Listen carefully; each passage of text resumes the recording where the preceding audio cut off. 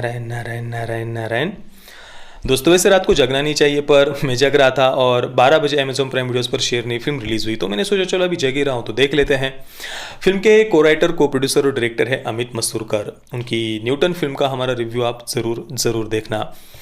तो फिल्म कुल मिलाकर 2 घंटे और 10 मिनट की है। फिल्म में मुख्य भूमिका में है विद्या बालन, विजय राज, शरद सक्सेना, ब्रजेंद्र काला, नीरज कावी आदि आदि। फिल्म की कहानी की बात करें तो मध्य प्रदेश के जंगलों के इर्द गिर्द के कुछ गाँव में वहाँ के गाय, बैल, भेड़, बकरियाँ और गाँव के कुछ लोगों की एक शेरनी के द्वारा हत्या होने लगती है। इसके बाद गाँव के लोगों के द्वारा और लोकल पॉलिटिशियंस के द्वारा वन विभाग पर काफ़ी दबाव बनाया जाता है कि वे जल्द से जल्द शेरनी को पकड़े।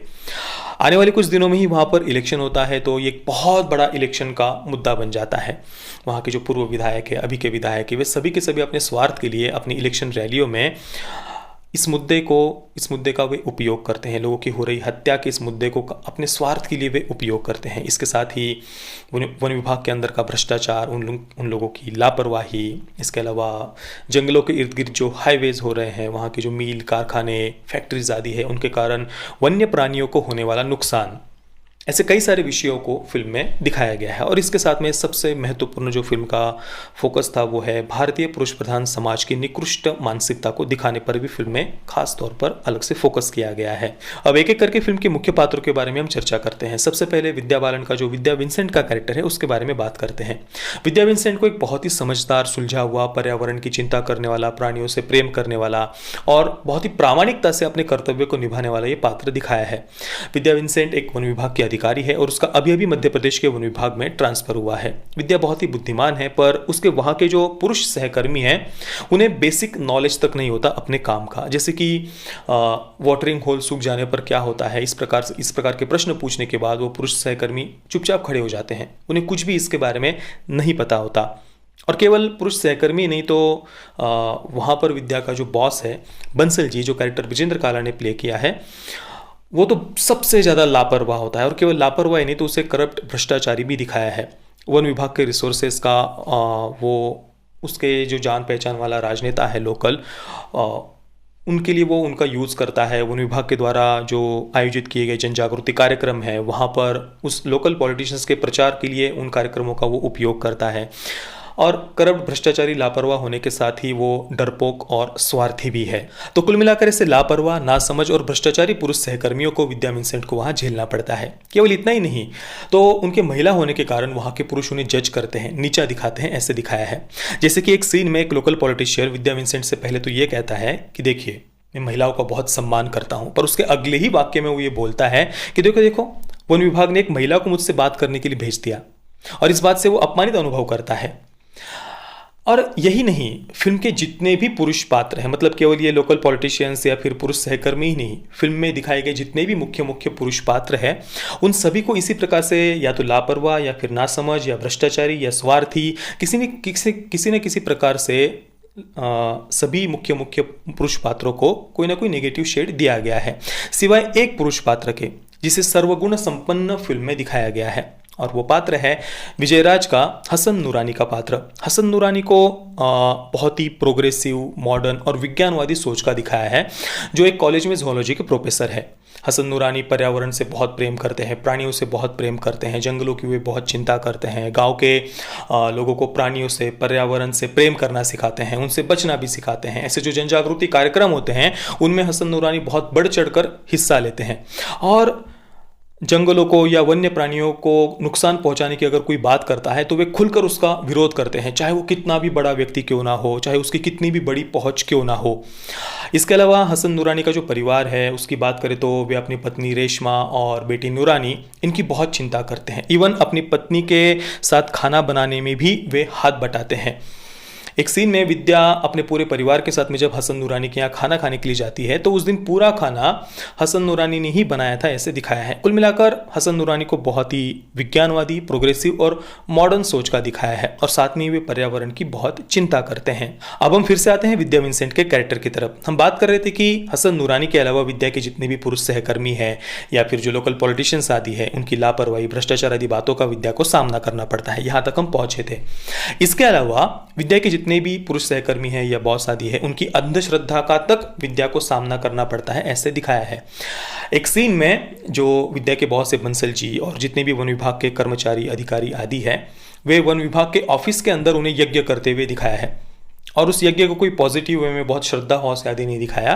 तो इस प्रकार से दिखाया जैसे ये जितने भी वन विभाग के अधिकारी आदि है वे कितने गैर जिम्मेदाराना उनका व्यवहार है, लापरवाही आदि, उन्हें उनके भ्रष्टाचार आदि, ये सब बातें हमें पहले ही दिखाई जा चुकी होती है और उन्हें पर्यावरण की, वन्य प्राणियों की कोई चिंता नहीं, ये बातें हमें पहले ही बताई जा चुकी होती है। पर फिर भी वे कैसे यज्ञ आदि करने का ढोंग करते हैं, इस प्रकार से उस सीन को दिखाया है।